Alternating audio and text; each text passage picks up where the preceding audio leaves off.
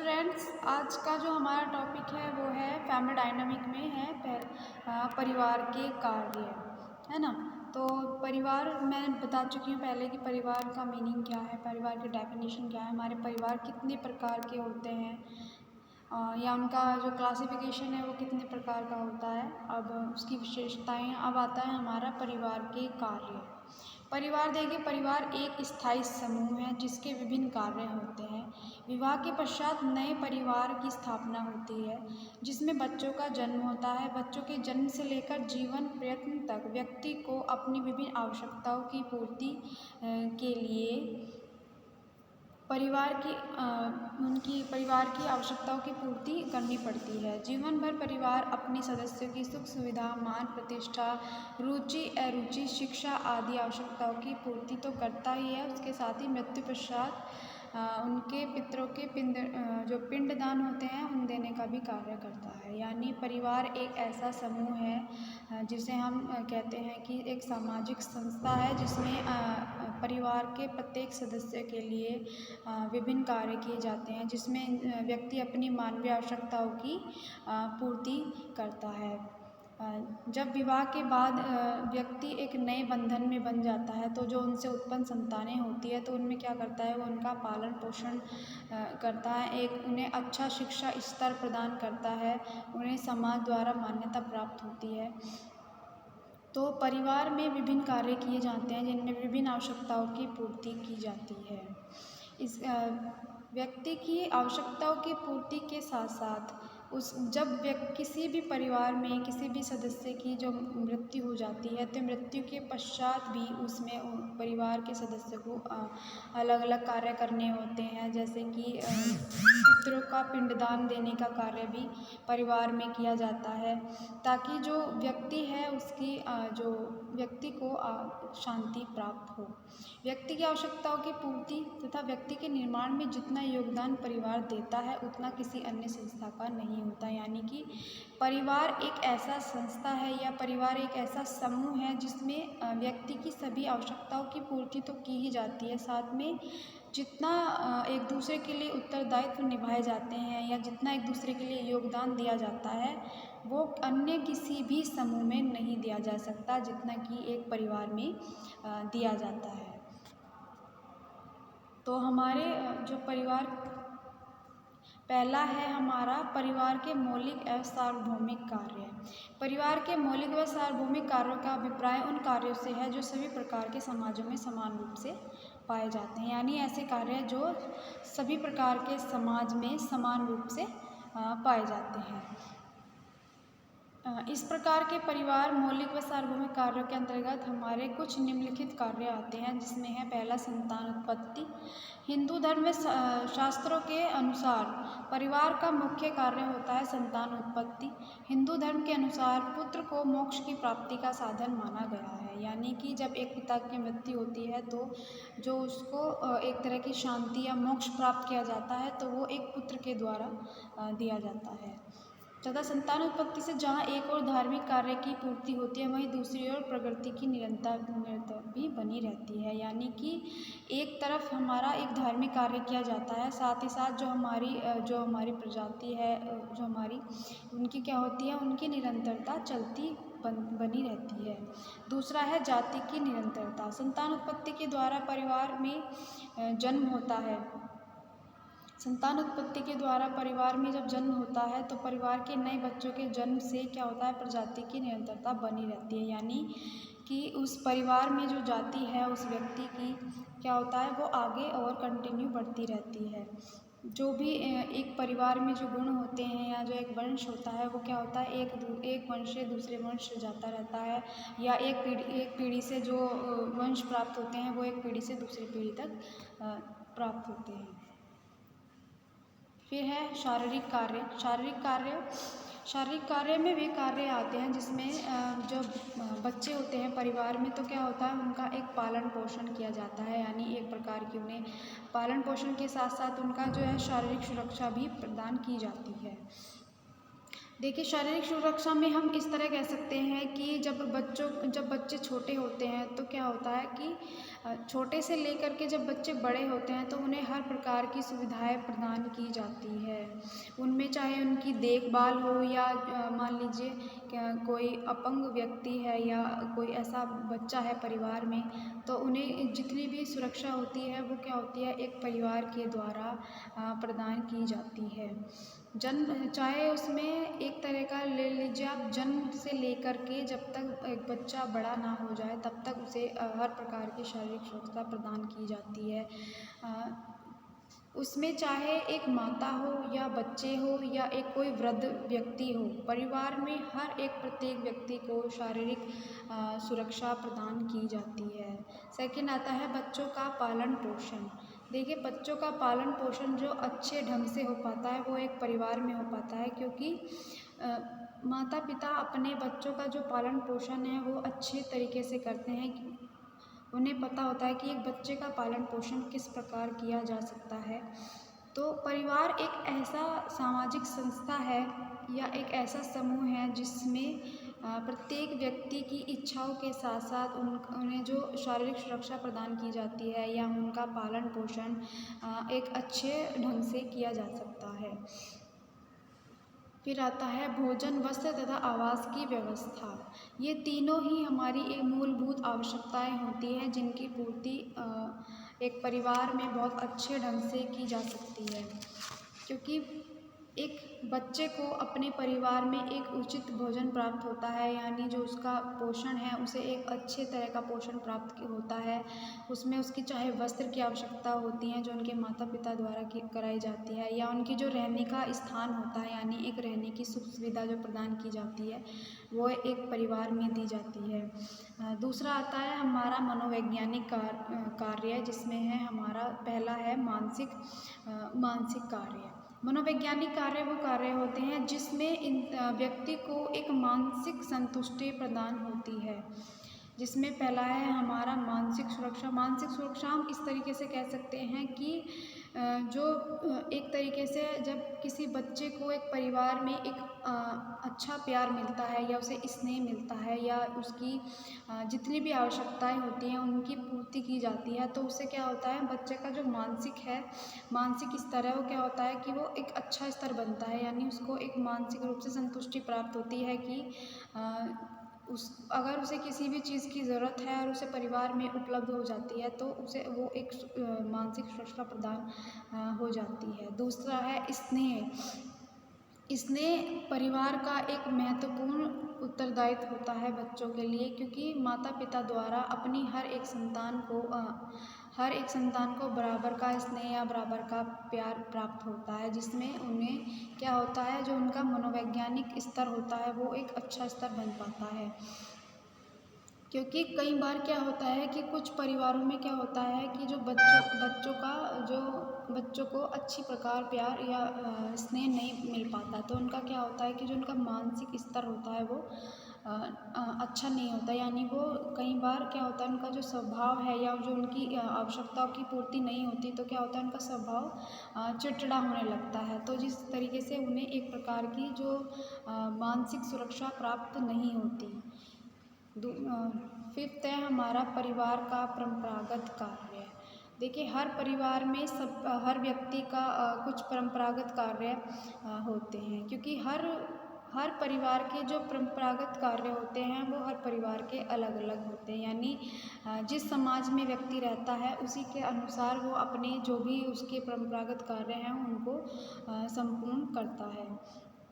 क्योंकि हर व्यक्ति हर एक धर्म का नहीं होता, अलग अलग धर्म का होता है, उसमें उसकी जो संस्कृति है वो अलग हो जाती है, उसका समाज है वो अलग हो जाता है, तो उसी के अनुसार उसके जो परंपरागत कार्य हैं वो भी अलग हो जाते हैं। जिसमें पहला है आर्थिक कार्य।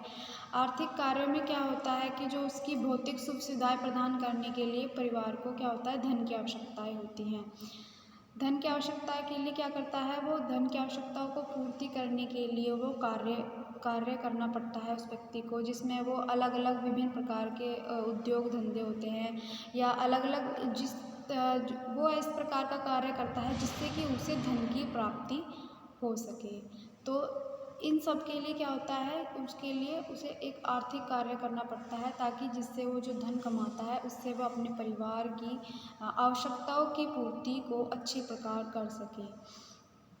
फिर आता है उसमें दूसरा आता है हमारा श्रम विभाजन। प्रत्येक व्यक्ति क्या होता है अपने परिवार के आयु के अनुसार या कार्य क्षमता के अनुसार इन सभी चीज़ों को ध्यान में रखते हुए उनकी कार्य का विभाजन करता है। यानी उनको जो हाँ, तो उनके कार्यों का विभाजन व्यक्ति करता है। श्रम विभाजन की प्रक्रिया की जाती है उसमें क्या होता है कि किसी भी एक सदस्य पर ज़्यादा अधिक बोझ नहीं दिया जाता। यानी कि जिस तरह मैंने कहा कि आयु और उसकी जो कार्य क्षमता है उसी के अनुसार उस व्यक्ति को कार्य दिया जाता है, जिससे कि क्या होता है कि एक व्यक्ति को ज़्यादा काम नहीं दिया जाता। यानी उनको उन्हीं के कार्य के अनुसार यानी उन्हीं की क्षमता के अनुसार अलग अलग कार्य दिया जाता है, जिससे क्या होता है कि किसी भी एक व्यक्ति को बोझ प्राप्त नहीं होता। जो कार्य दिया जाता है वो जिस व्यक्ति को जो काम दिया जाता है वो अब अच्छे से कर पाता है और जो कार्य है वो सुचारू रूप से आसानी से हो जाता है। फिर आता है उत्तरदायित्व का निर्धारण। उत्तरदायित्व का निर्धारण ये है कि परिवार के जो प्रत्येक सदस्य हैं उनके पास कुछ न कुछ अपनी एक अचल संपत्ति होती है, जिसे परिवार की मुखिया के मृत्यु के पश्चात उत्तराधिकारी को सौंप दी जाती है। यानी एक परिवार के पास कुछ न कुछ संपत्ति होती है और जब एक परिवार का जब मुखिया है अगर उसकी मृत्यु होती है तो उसकी मृत्यु के पश्चात उसके उत्तराधिकारी को सौंप दी जाती है, जो उसे सुरक्षित रखता है और उस संपत्ति को उस पीढ़ी से अगली पीढ़ी तक हस्तांतरित करता है। यानी एक पीढ़ी से दूसरी पीढ़ी तक उस संपत्ति को ले जाता है। ज़्यादातर ये कार्य जो हमारे पितृसत्तात्मक परिवार होते हैं, पितृसत्तात्मक परिवारों में इसी प्रकार एक जो पिता की जो संपत्ति होती है वो एक पुत्र को प्राप्त होती है और जब वो पुत्र से वो अपने पुत्र को प्राप्त करता है। यानी ये जो संपत्ति है एक पीढ़ी से दूसरी पीढ़ी तक चली जाती है। जो आज के टाइम में इसी प्रकार के परिवार पाए जाते हैं। फिर आता है हमारा सामाजिक कार्य। सामाजिक कार्य का निर्माण जो उसका निर्माण है सामाजिक कार्य का वो बहुत महत्वपूर्ण है, क्योंकि सामाजिक जो भी हमारे कार्य होते हैं चाहे हमारे उनमें रीति रिवाज हों या उसमें हमारी परंपराएं हों या हमारा उसमें रहन सहन का स्तर हो या खान पान का स्तर हो या हमारा बिहेवियर है या हमारी जो भाषा है, इन सब में क्या होता है कि हमारा व्यक्तित्व है वो निकल के आता है कि हम किस प्रकार के समाज में रहते हैं या हमारा जो रहने का स्तर है वो किस तरह का है या हमारा खान पीन का स्तर कैसा है या जो हमारा बिहेवियर है यानी जो हमारा व्यवहार है वो कैसा है या जो हमारी भाषा है वो कैसी है। इन सभी को मिला कर के हमारा जो है समाज बनता है।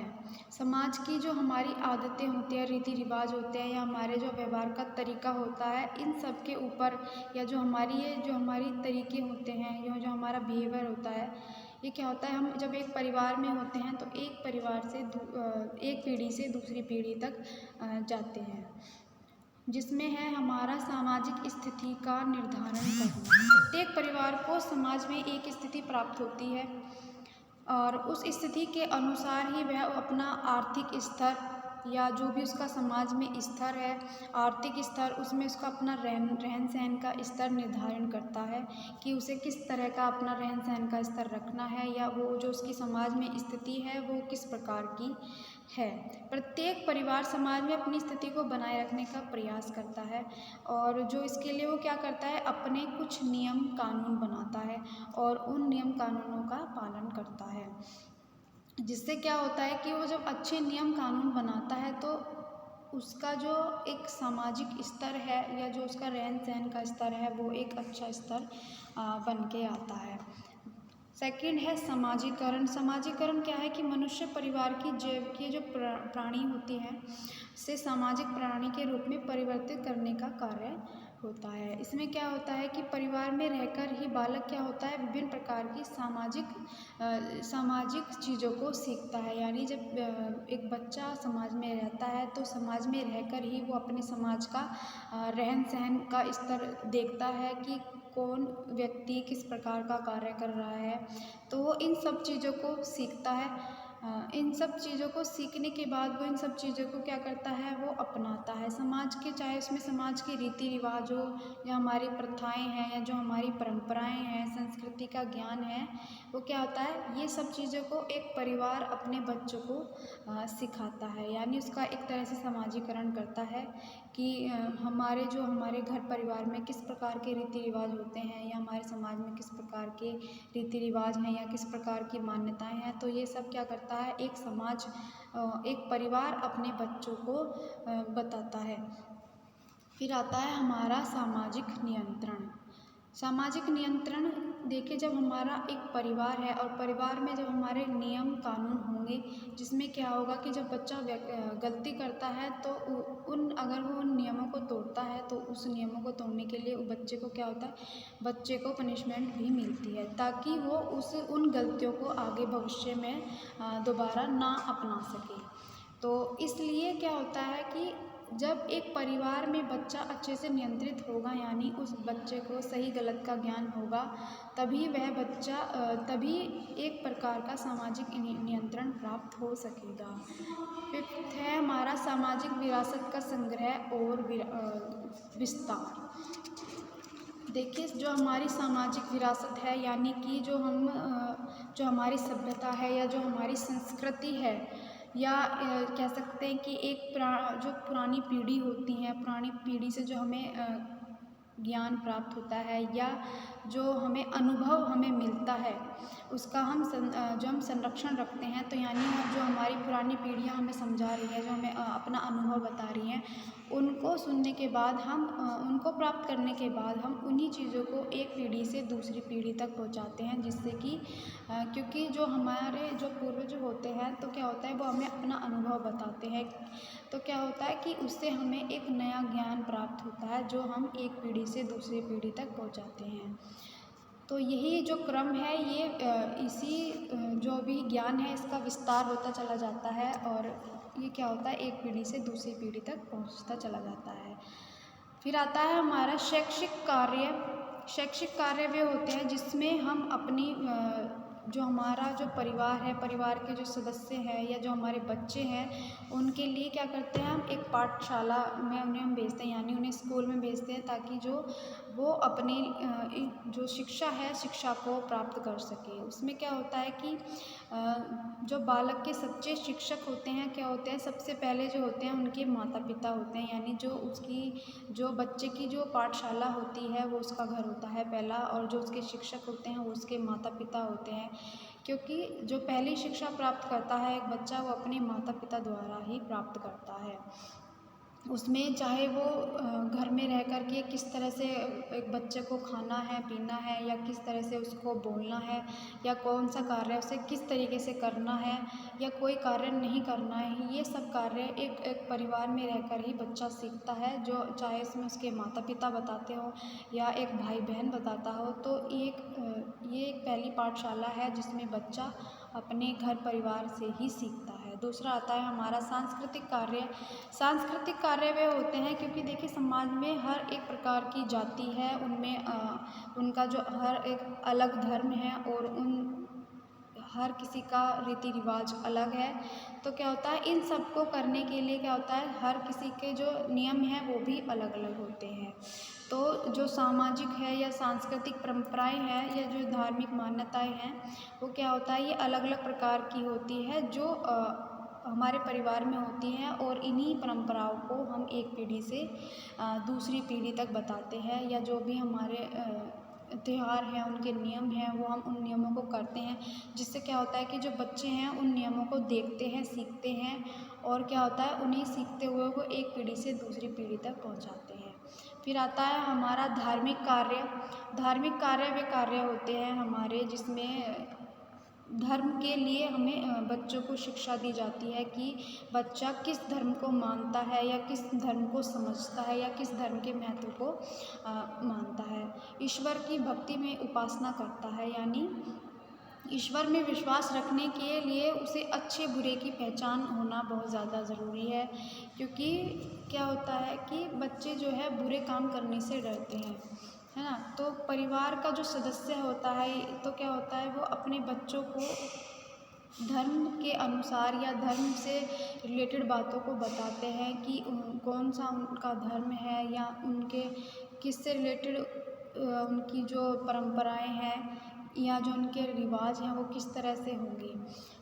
फिर है हमारा राजनीतिक कार्य। राजनीतिक कार्य हमारा क्या है कि जिसमें प्रत्येक परिवार का मुखिया होता है, परिवार की जो व्यक्ति होता है उसकी योग्यता, उसकी आयु तथा उसके अनुभव का जो लाभ है वो परिवार के प्रत्येक सदस्य को मिलता है। यानी जो परिवार का मुखिया होता है वो बड़ा व्यक्ति होता है जिसमें उसकी जो योग्यता होती है या जो उसका अनुभव होता है वो अपने परिवार में अपने अनुभवों को बांटता है, ताकि जो उसके अनुभव हैं, जो उसकी संतानें हैं या जो उन बच्चे हैं वो उन अनुभवों को बता सके, ताकि जो आने वाली पीढ़ी है उन अनुभवों से अपनी कार्य को या अपनी चीज़ों को सीख सकते हैं। परिवार का जो मुखिया होता है वो प्रशासक का कार्य करता है। वहीं परिवार में होने वाले जो मान लीजिए कि अगर किसी प्रकार का झगड़ा होता है या किसी प्रकार की दिक्कत होती है या किसी प्रकार की परेशानी होती है, तो इन सभी दिक्कतों से एक तरीके से परिवार का मुखिया ही छुटकारा दिलाता है। या विशेष जो अवसर होते हैं, विशेष अवसरों पर परिवार का प्रतिनिधित्व भी परिवार का मुखिया ही करता है। जैसे कि जो हमारा संयुक्त परिवार होता है, संयुक्त परिवार में जो मुखिया होता है उसके अधिकारों को आप नॉर्मली देख सकते हैं कि जो परिवार का जो मुखिया होता है उसी के अनुसार जो कार्य होते हैं उसी के अनुसार सारे कार्य किए जाते हैं, या जो भी नियम होते हैं एक परिवार के मुखिया के अनुसार ही किए जाते हैं। 11th है हमारा मनोरंजनात्मक कार्य। मनोरंजनात्मक कार्य वो होता है जिसमें हम हमारे जो वयस्क होते हैं यानी जो हमारे बड़े व्यक्ति होते हैं परिवार के, उनके अनुभव हम सुनते हैं या उनकी जो कहानियाँ होती हैं उन कहानियों को सुनते हैं, या वो अपने बीते दिनों की जो बातें बताते हैं। तो उसमें क्या होता है कि वो हमारा जब हम सब परिवार के सदस्य मिल कर के बैठते हैं तो वो एक हमारा मनोरंजनात्मक कार्य बन जाता है, जिसमें हम हँसते भी हैं, या छोटे बच्चों की जो हमारी एक तरह से कह सकते हैं कि जब घर में छोटे बच्चे होते हैं तो जो उनका क्योंकि वो साफ भाषा में नहीं बोल पाते तो वो अपनी तोतली भाषा का यूज़ करते हैं, जिसमें कई बार क्या होता है कि परिवार में एक हंसी का माहौल बनने लगता है। तो क्या होता है कि इस तरीके से जो हमारे धार्मिक उत्सव होते हैं या हमारी परिवार में शादी है या किसी का जन्मदिन है, तो इन सबको मनाने का क्या है, ये हमारा एक तरीके से मनोरंजनात्मक कार्य होते हैं जो परिवार में किए जाते हैं। तो जो ये हमारे परिवार के कार्य हैं ये यहाँ पे आज कंप्लीट हो गए हैं।